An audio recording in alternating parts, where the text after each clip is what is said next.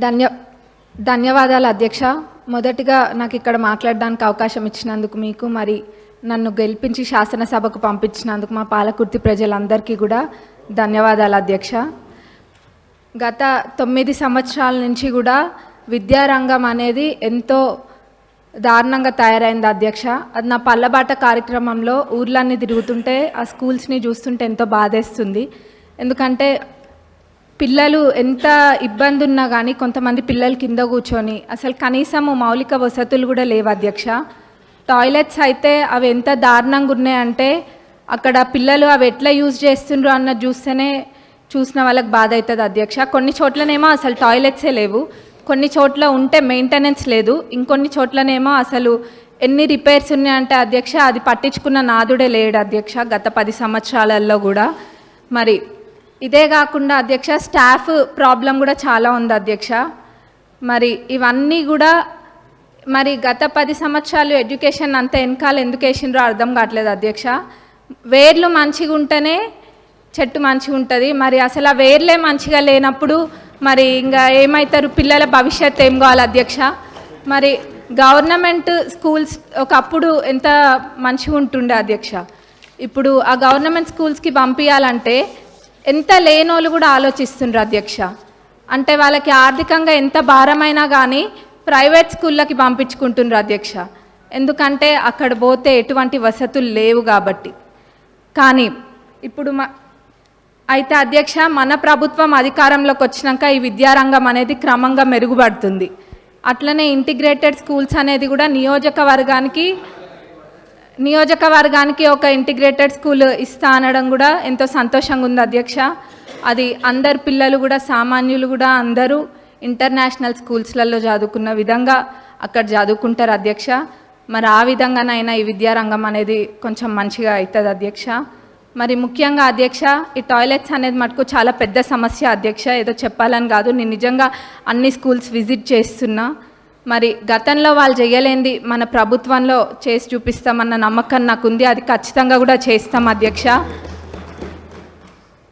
మరి అట్లనే బడ్జెట్కి వస్తే అధ్యక్ష, ఇప్పుడు ఈ సంవత్సరం బడ్జెట్లో ప్రాథమిక విద్యకు 17,931 కోట్లు, మరి ఉన్నత విద్యకు 2,859 crores అండ్ టెక్నికల్ ఎడ్యుకేషన్కి 490 crores చెప్పున మొత్తం ప్రభుత్వం కేటాయించింది అధ్యక్ష.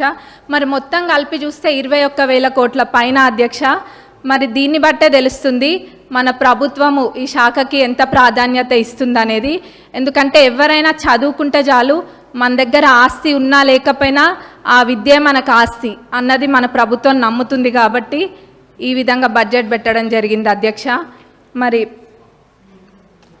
నేను ఇందాక అన్న విధంగా వాళ్ళు చేయండి తప్పకుండా మన ప్రభుత్వం చేసి చూపిస్తుంది. మరి మా పాలకుర్తి నియోజకవర్గానికి వస్తే అధ్యక్ష, దేవాదుల కింద మాకు ప్యాకేజ్ 6 అని ఉంటుంది అధ్యక్ష. మరి అన్నీ కంప్లీట్ అయినాయి కానీ అధ్యక్ష ఎందుకో మా ప్యాకేజ్ 6 మటుకు గత 10 సంవత్సరాలకు ఎంతో నిర్లక్ష్యానికి గురై ఉంది అధ్యక్ష. అది ఎంత పెద్ద ప్రాజెక్ట్ అంటే మొత్తము దానివల్ల 78,000 ఆయకట్టుకి నీరు వస్తాయి అధ్యక్ష. అయినా కానీ ఎంతో నిర్లక్ష్యం చేసిండ్రు అధ్యక్ష. మొత్తం కలిపి కూడా 30-35% పనులు కూడా పూర్తి కాలేదు అధ్యక్ష. రైతులు అంటే అంత చిన్న చూపా అధ్యక్ష. మనము ఇప్పుడు రైతుని రాజు చేసే ప్రభుత్వం మన ప్రభుత్వం అధ్యక్ష. కాబట్టి మన ప్రభుత్వంలో ఇది ఖచ్చితంగా చేయాలి అధ్యక్ష. మరి ఆ 30-35% కూడా కంప్లీట్ కాలేదు. ఏమైందంటే గత ప్రభుత్వంలో గత పాలకులు ఏదో ఎలక్షన్ల ముందు ఆదరాబాదరాగా జనాలకు చూపించుకోవడం కోసం అని చెప్పి పాత కాంట్రాక్టర్ యొక్క టెండర్ని రద్దు చేసి కొత్త కాంట్రాక్టర్లను పిలిపించి ఆ ఎస్టిమేట్లో ఎన్నో తప్పులతో అధ్యక్ష, ఎన్నో మిస్ చేసి ఎస్టిమేట్ వేసిండ్రు అధ్యక్ష. మరి అప్పుడుతో పోలిస్తే జిఎస్టీ కూడా మరి 12% నుంచి ఇప్పుడు 18%కి పెరిగింది అధ్యక్ష. ఇట్లా ఎన్నో ఇబ్బందులతోటి ఈ కాంట్రాక్టర్లు కూడా పనులు చేయలేకపోతుండ్రు అధ్యక్ష. కాబట్టి ఈ పాత ఎస్టిమేట్ని కొంచెం సవరించి కొత్త ఎస్టిమేట్ తయారు చేసి అట్లనే పనులని ప్రారంభించాలని చెప్పి మీ ద్వారా గౌరవ ఇరిగేషన్ మినిస్టర్ గారిని మరి గౌరవ సీఎం గారిని కోరుతున్నాం అధ్యక్ష. ఎందుకంటే చాలా పెద్ద ప్రాజెక్ట్ అధ్యక్ష. 78,000 ఎకరాలకి ఇది నీరు అందిస్తుంది కాబట్టి ఇది పెద్ద ప్రాజెక్ట్ అధ్యక్ష. దీన్ని మన ప్రభుత్వంలో పూర్తి చేసి చూపించాలి అధ్యక్ష మనము. మరి అట్లనే అధ్యక్ష కాలువలు అధ్యక్ష, కాలువలు కొన్ని చోట్ల అధ్యక్ష అన్నీ చాలా మటుకు కాలువలల్లో అన్ని చెట్లు మొలిచి ఉన్నాయి అధ్యక్ష. దాన్ని కూడా ఎవరు పట్టించుకోలేదు. మళ్ళీ ఎట్లున్నారంటే ఇక్కడ సభలో అనొద్దో అదేదో వాళ్ళు చేయకుండా ఏదో 10 సంవత్సరాలు మనమే ఉండి పాలించినట్టుగా చెప్తున్నారు అధ్యక్ష. ఏమైంది కాలువల్లో అవి ఉన్నాయి ఇవి ఉన్నాయి అని. మరి నవ్వాలో ఏడవాలో తెలియదు అధ్యక్ష. కాబట్టి మేమే మా నియోజకవర్గంలో అయితే ఒక 30 కిలోమీటర్లకు పైగా మా సొంత డబ్బులతోటి మేమే పెట్టి అది తవ్విపియడం కూడా జరిగింది అధ్యక్ష. ఇక్కడ ఇదంతా ఇబ్బంది లేకుండా లైనింగ్ కాలువలన్నిటికీ కూడా లైనింగ్ చేయాలని మీ ద్వారా నేను కోరుతున్నా అధ్యక్ష. మరి అట్లనే అధ్యక్ష చివరిగా రుణమాఫీ, ఆ రోజు అందరము ఇక్కడున్న శాసనసభ్యులం అందరం కూడా ఎంతో నమ్మకంతో చెప్పినాము.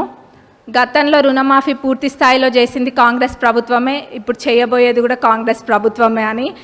అది మాటలకి మాత్రమే అంకితం కాకుండా అధ్యక్ష ఈరోజు అన్న విధంగా తప్పకుండా చేసి చూపిస్తుంది కాంగ్రెస్ ప్రభుత్వం అని చెప్పి ఈరోజు మనము చేయడం జరిగింది అధ్యక్ష. మరి ఇది అందరికీ ప్రతి ఒక్క కాంగ్రెస్ కార్యకర్తకి మరి ప్రతి ఒక్క రైతులకు కూడా ఇది గర్వించదగ్గ విషయం అధ్యక్ష. మరి మన గౌరవ అగ్రికల్చరల్ మినిస్టర్ గారిని మరి మన డిప్యూటీ సీఎం గారికి మా నియోజకవర్గ ప్రజలందరి తరపున ధన్యవాదాలు తెలియజేస్తున్నా అధ్యక్ష. నాకు ఇక్కడ మాట్లాడే అవకాశం ఇచ్చినందుకు మరొకసారి ధన్యవాదాలు తెలుపుతూ ముగిస్తున్నాను.